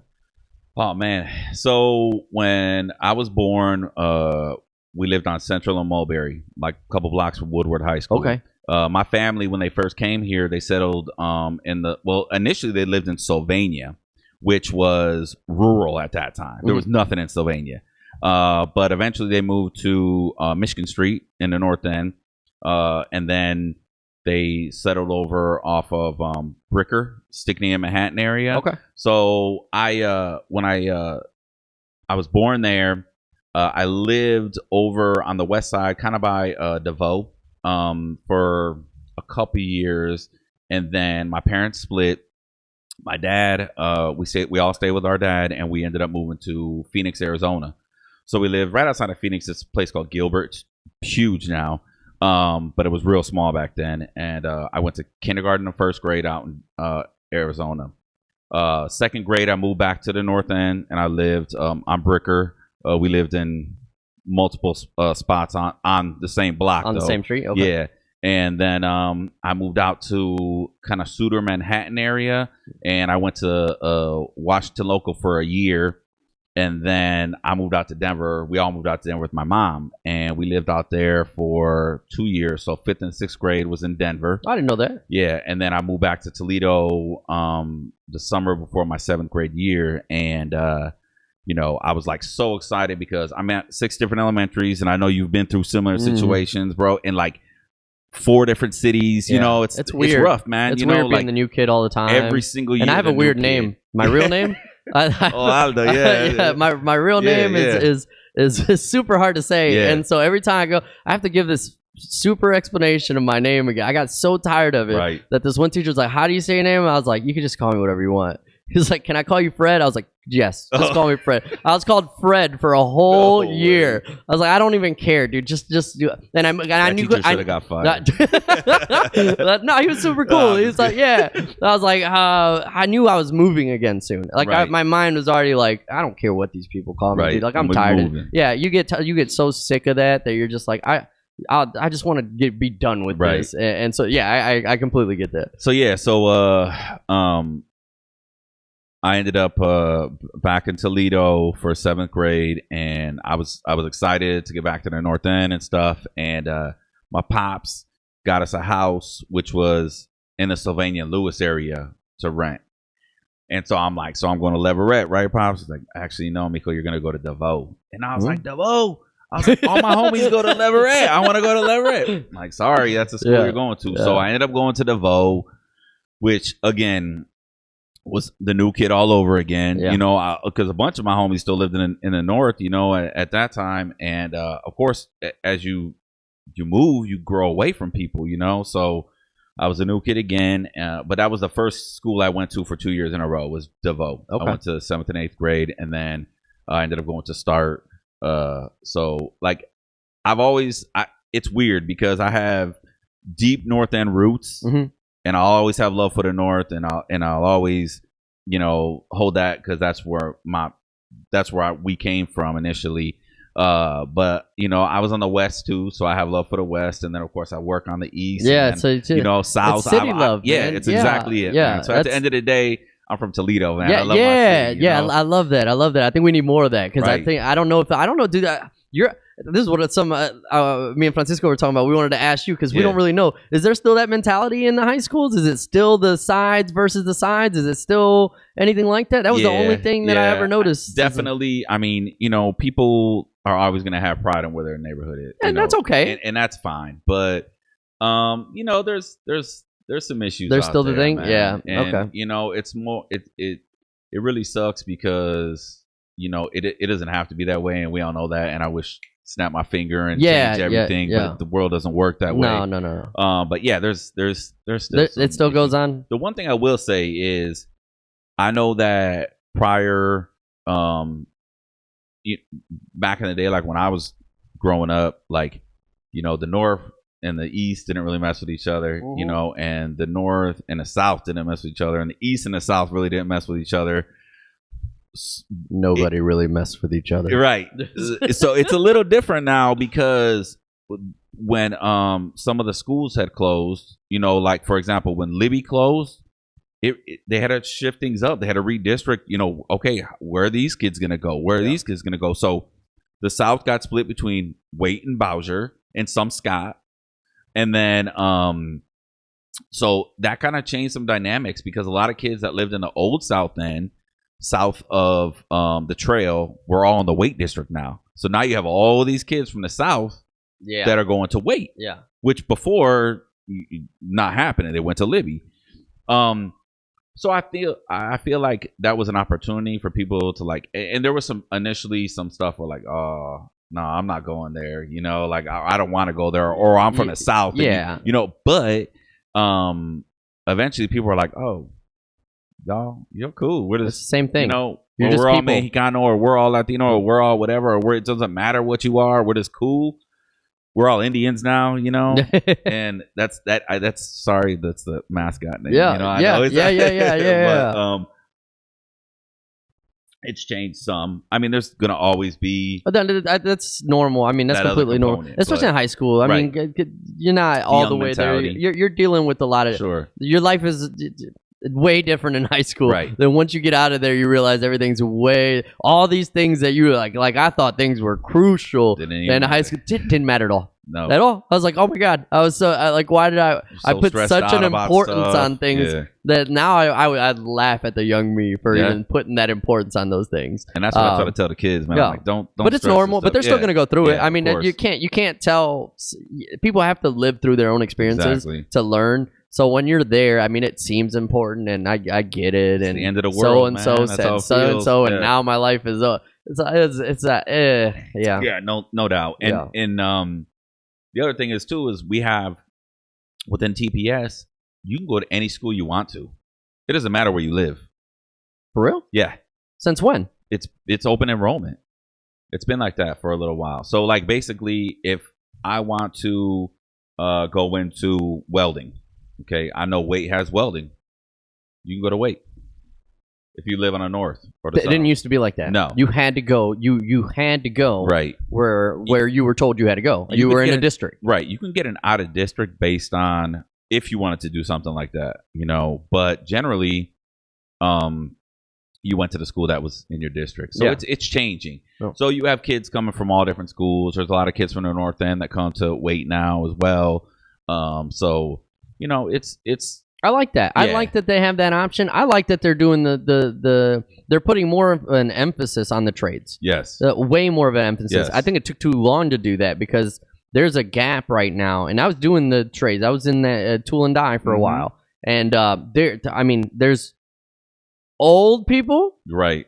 And the young cats coming in. Right. That hole in between, some people miss that. There's a whole in between phase that got missed, which is really weird because you know that's kind of my generation is that in between, and I'm a Generation Xer, you know, and like it's weird because we had a whole school right downtown, Macomber, Whitney, which was a straight vocational school. Mm-hmm. So you had like electrician,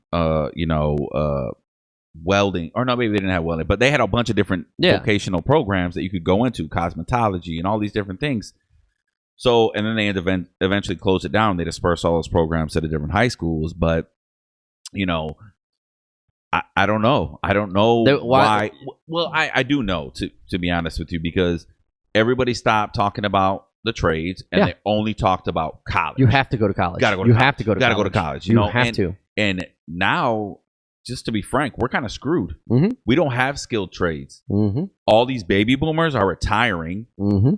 and we do not have enough people to fill the void in the workplace for the trade. So I tell my students all the time, hey, it's okay. It's okay not to go to college. If you want to go to college, hey, I can help you. You don't have to do either. Right. Honestly. There's so many choices in this thing. Like I was one of those ones where like you have to do this or you're never going to be anything in life or you're never going to do and I fell into that. There's some jobs that require you to go to college. Right. You need to go to college. You have to be educated in that specific field enough for you to be able to perform that job. Right. There's other things that require nothing. Right. There were nothing at all. Or you'll get in, and then they'll pay for you to go to college. Yeah, they want to teach you more. There's plenty of options out there. Right. The first thing you need to do is find something that you like to do, Exactly. and just pursue that, whatever method it is. Yep. Doesn't matter what it is. Vocational, I will say that the pays very well. The trades pay very well. Really, very well. Yeah, like that. It was not for me. I made the wages were good. Right. Nothing against the wages. Just it is a certain way of life. It is it's a hands-on. You're working in that environment every day, and it's not for everybody. Right. And me, as you can tell, I like to talk a lot. And Right. what was I talking to machines? Like it doesn't work. I need to, like, who do I talk to? like what do I do? I was talking to myself, man. I was like, I can talk to myself. It doesn't matter. I'm not crazy. So like after a point, it wasn't for me. Right. But it is for some people. Sure. And you had to get into it to see that it wasn't for you. Yeah. But again, that's about taking chances. Yeah, and I'm okay with that. Right. But I did good at the trade. I liked it. Right. I enjoyed it, but I didn't enjoy it as a lifestyle to do it. Yeah, it didn't fulfill me at all. I didn't feel that I was doing my purpose or something that I was putting my heart into. Right. And so it's like it was an empty feeling. You know what I mean? Yeah. And I was just unhappy. And that's okay. I learned it, and I was like, oh, for having the bravery to make the switch and say, you know what? Even though I've invested this much time, if at the end of the day, life is too short to not be happy. Yep. I don't care how much time I've invested. Enjoy. If I've invested, I don't care how many years. Right. If I'm not happy, because this is the rest of my life I'm talking about. Right. I don't care how old I am. I'm not spending the rest of my life doing something like this where I'm not happy to go to work or happy to do whatever it is I'm doing. And it was key for the things that happened to have happened for me to be the person that I am today. Right. Regardless of. And I don't think anybody should be scared. Again, you can reinvent yourself whenever. No doubt about it. All you have to do is want to do it. Yep. I mean, that's literally all it takes. You'll find whatever it is you want to find when you want to really find it. Yep. Not when you say, I think I want to do this. Don't look it up right now. Like, and I've had these conversations with people where they say, I've been thinking about doing this. What's that look like? What does it take to do that? What does it take? Let's look it up right now. Because I have, my phone's charging, but I have a phone right here that I can look these things up and I can know it within the next 5 minutes. Yes. So how long have you had that thought in your head that you haven't looked it up on this week? Do something smart with your smartphone. Yes. Like it's good for more than just like watching funny videos or whatever. It's good for a lot of. It's a resourceful. Yes, it's a resourceful tool, and it's a calculator that I always have in my pocket. That my teachers always told me, you're not gonna have a calculator every day in your pocket, are you? Lies, all lies. I always have a calculator. I know. And I heard that so many times growing up. It's like I always got a calculator. Right. And when I did tool and die, I literally had. I used a calculator. I use it to figure out speeds. There's a whole chart on it. I'm like, I always use this thing. These people all lied to me, man. Yeah, exactly. That's funny. Is there anything else that you're pursuing right now? Is there anything that you told me you kind of want to take a break for a little bit? You feel like you're too invested in too many things right now, running thin, or? I mean, it's not that I'm like, oh, I'm going to stop doing everything as far as involvement goes. I just, once my daughter graduates and gets into college, which is this year, I just want to ease back. I coach too full time. So like I do a lot and I like to stay busy. Yeah. Because, idle time to me, like I can't do that. I go stir crazy. I always got to be doing something, Yeah. So, I'm going to be forced to step away from the Latino Affairs Commission after July, which is fine, Do you have to step away? So you have to step down? It's usually about a year that completely? you have to be out. Yeah, well, because you have term limits. It's like anything else. You have term limits of how long you can be on a certain board. And most boards have that in them. Like I timed out at Adelante. I think I was there for almost 8 years on the board. And I was president of the board at different times. And so like it's kind of a method of renewing of new blood and kind of stuff like that. Because if it's the same people all the time, that's my issue with, not to be political again, but Congress. There's no term limits. Yeah. You could be in Congress for 40, 50 years, literally, and be out of touch with your constituents, not have anything in common. Because a lot of them don't even know about social media, about phones, about anything. Have you seen some of the conversations they have, and you just know that they don't know anything? Touch, yeah, and it's nothing. They may know things about other subjects, but there's important things going on in the world right now, especially with technology. Technology is actually pushing the things politically, and they don't know anything about the technology, so they don't know the right things to pass, to restrict, to anything. They have no idea how it works. Exactly. Anyway, so they have no term like limits, you term out, and it's fine because it kind of gives you a break. You're like, okay, so I know that'll be done in July. I'm gonna keep coaching. I love coaching. It's a teaching experience, but with something else I'm super passionate about, which is just wellness, just staying in shape, taking care of yourself, man. So I do. I'm part of the Latino alumni affiliate for the University of Toledo. It's a fantastic group. We do some really cool programs. We give out scholarships. So I'm definitely gonna stay involved with that. And then other than that, man, you just kind of see what happens. I want to, continue to travel. As a single dad, it's tough, because you have this because you've been around, but I incorporated my daughter in every single thing that I did. If I was volunteering, my 3-year-old daughter was there back when she was little, or if I was going to a football game, she had her little weight uniform on cheering. You know what I'm saying? I just incorporated her in everything that I did, and now she's got these wings and she's ready to fly and do her own thing. And so I want her to be able to do her own thing. And then of course, my wife and I, we love to travel, we love to do things, and so. We just wanted to be able to do more of that. Yeah. And when you have a lot of other commitments, it kind of restricts you in what you can do. Yeah, absolutely. So I'm just going to play it by ear, man, and see how things go. If cool opportunities come up that I can get involved with stuff, I'm always going to, I love to be involved, Yeah. But I'm one of those people where I don't like to put my energy into something unless it's going to yield something. Not necessarily for myself, but no. For the community, but a result. Exactly. Time is too precious to waste if there's not something positive coming out of it. So as long as I can find those endeavors that keep doing that, I'll stay involved. Yeah, for sure. But there's a lot of young people. Like I said, I've been volunteering and doing this kind of stuff well over 20 years. And man, there's people that have been doing it far longer than me, that they were doing it when I was in high school and when I was young, and they're still doing stuff. And I'm like, dang, it's crazy when you realize how much time you actually do have, which I've realized by doing this, how much time, like if you utilize your time correctly and like schedule stuff out and realize, okay, if I do this and this, and you kind of, setting schedules is hard. Keeping the schedule is what's hard. But you realize, okay, I have enough time to do a lot of things. You can burn yourself out, but when you first start utilizing your time, you're like, I have a lot of time. I just spend a lot of time just not utilizing it. Right. That's why I think I don't have time, because I'm laying around scrolling through Facebook, games, doing all this whatever, stuff. And watching TV. I still do all of those things. I still have time to play. For video games, to me, is a big stress reliever. And like a lot of people laugh about, you play video games. Absolutely, been playing video games since I was a kid. I'll never stop. I love video games, and it's a mental thing to me, where like I put my mind into something 100%, and it makes me feel a certain way, and it de-stresses me. Whatever your de-stressor is, do that, no matter what it is.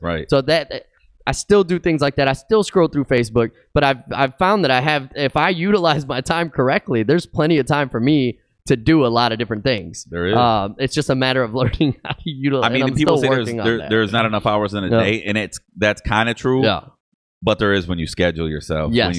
When time management is one of the most important skills that I ever acquired, and it was in college, man. I mean, when you're doing all kinds of different things, you got to say, okay, I had a little back then, and we didn't have smartphones and stuff. The internet was just invented. I'm kind of dating myself, but anyways, I had a planner, a pocket planner. And I wrote down everything once I found out there was something going on or whatever. Nice. When I knew I had an exam or a paper due, because that's the thing that that'll get you. If you don't plan your time accordingly, that's a hard you're skill, gonna always though. feel like you're trying to play catch up. That's hard. That's hard to do. I still can't do it very. Google Calendar, I love it. That's what I use, and I sync it to everything, and on my computer, on my phone, on everything. I have an iPhone, and I still use Google. I download Google Calendars, and I use it for everything. I love it. Yeah, and you can share it with people, and like your family members and stuff. And like I'm really big on that, the communication and scheduling and stuff, because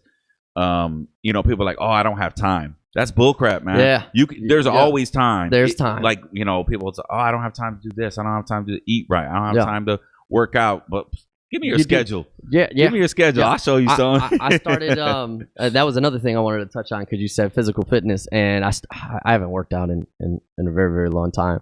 And that's something that I wanted to get back into. So I spoke with somebody, Josh Buchanan, which I'm going to get him on this podcast as well.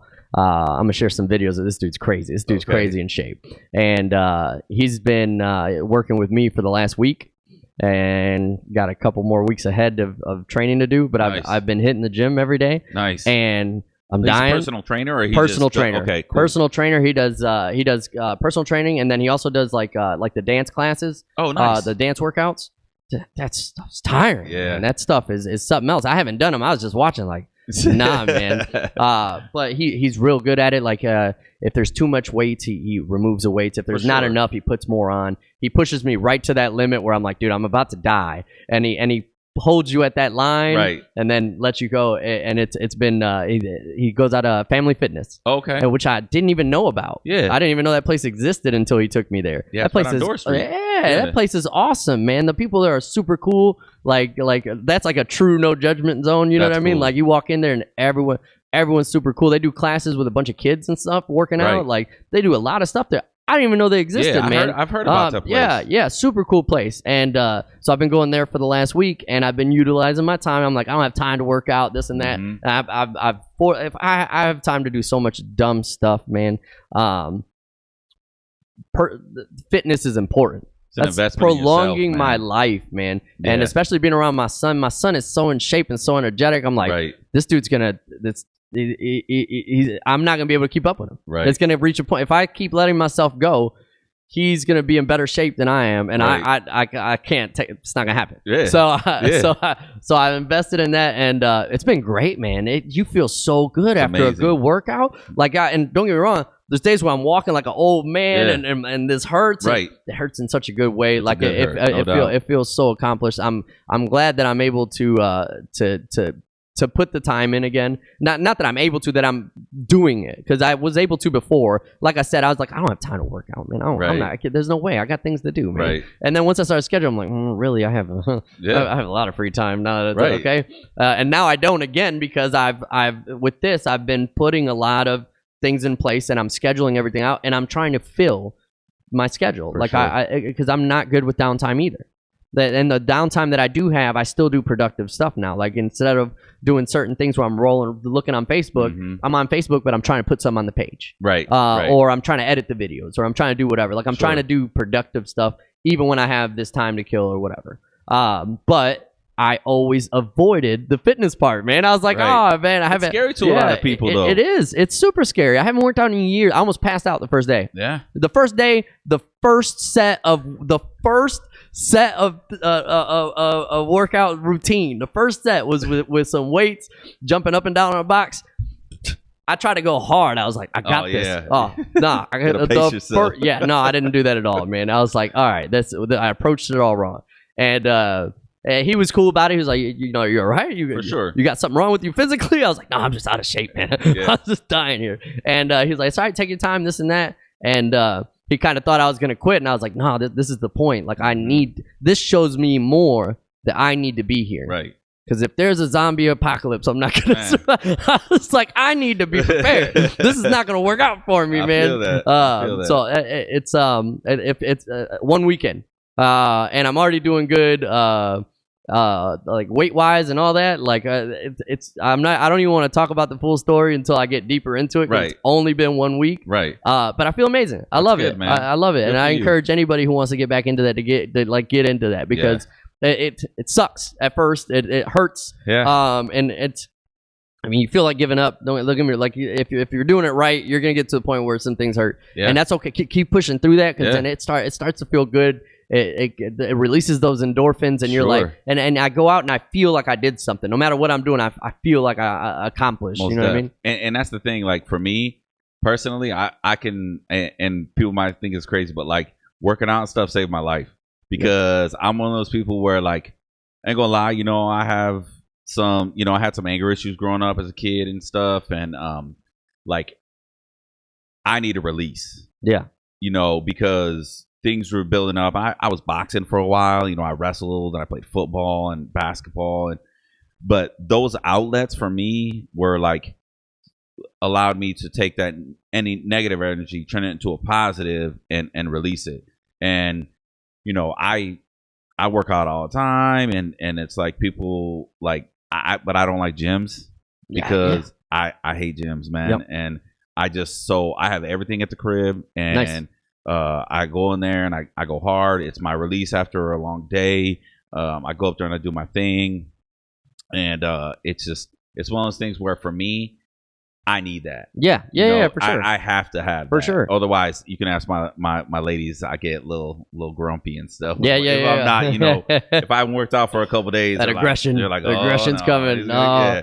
So I know what works for me, and so that's something that works for me. And you know, you got to switch it up. You know, like, when the weather breaks, I love getting outside. And like at the park. I can't wait to go back outside. I can't wait to have the block party outside, man. I can't wait to be in the outside world again. Taste today. It was it was super nice, man. Like, yeah, I'm not a fan of gyms either. That's why that's one of the main reasons I didn't get back into working out. Like I don't. But if you find a cool gym like that, there's a lot. And that's what I was just gonna say. Man. Yeah, I walked in there and I was nervous at first, and within like 5 minutes, I was like, everybody here is super cool. Right. Everybody, like, I didn't feel judged. I didn't feel anything. Like, everyone's just there to work out. Yeah. And nobody's like, oh, look, it's the opposite, man. They're like, you get a sense of encourage being there. And I love that. It's a group thing. And that's the one thing I will say that I've liked. A friend of ours had a birthday party at, and for her birthday, we went and we all worked out at this spot called Box House. Okay. And it's like boxing themed, and I boxed for like 6 years, so it was like I was like, oh, nice, I'm gonna go, you know. So, but it was like you had everybody there, and it's like encouraging one another and stuff. And I usually work out alone. My wife works out with me sometimes, and I've had different workout partners throughout the course of the years. But when you have somebody else there, you feel that energy. It's like you're all that. Like feeling that good. So those kinds of things I like. What I don't like are like the spots where you just go the big gyms and you go big box gyms, and then I'm not a fan of those. These dudes friggin' taking selfies. Bro, I'm trying to use those 35s, man. Stop taking pictures of yourself, man. I can't do that. Yeah. So like that's not for me either. That's why I was very timid about going back into it. And like I said, as soon as I got there, shout out to Family Fitness. It sounds like a cool spot. Super, and cool I've heard spot, about that spot. Yeah. And some of the dudes I met there are pretty cool. They have pretty good stories. I actually want to get Mike out here, who started it all, and his story. And I only heard his story from somebody else, so I want to hear it from him. Nice. It's a really good one. It's such a positive place, man. It's such a good thing. And I was telling him this. I'm like, when I like all the young kids that were working out there and stuff, when I was young, I was doing stupid stuff. Right. This is a positive thing to do. Right. And they're there motivating, they're there pushing them kids to be better, to do that. And again, you get that sense when you walk in there. It's nice to be around. That's that. Cool, so man. It's made my transition into working out easier for me. Like it's because one thing to work out, and one thing to go somewhere where you don't like and you feel like you're being judged, and then you're like, I'm not good enough. Like maybe I shouldn't. And you get that. Right. But when you're comfortable, you let your guard down and you're good. Your mind is on the exercise and on getting better instead of worrying about other people. About comparing yourself with what everybody else is doing. Yeah, exactly. Yeah. That's good, man.